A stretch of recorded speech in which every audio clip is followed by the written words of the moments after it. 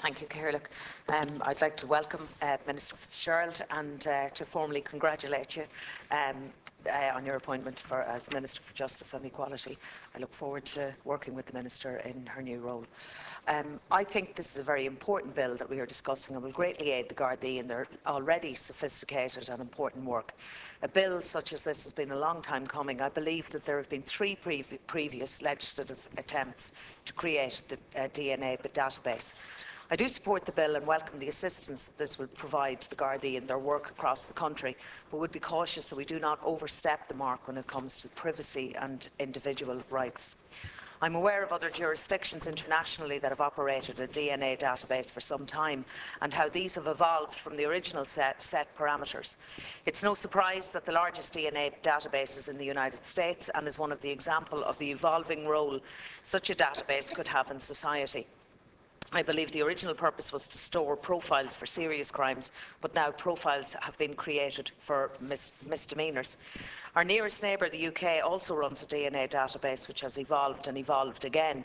There's an important balance that must be struck when considering the profiles, individuals' rights and privacy and the appropriate length of time for destruction of samples.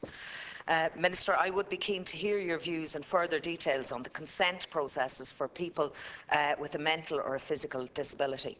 I understand that people who do not have the capacity to understand the general nature of effect of taking the sample or who cannot indicate consent to the taking of a sample will not be sampled for the database.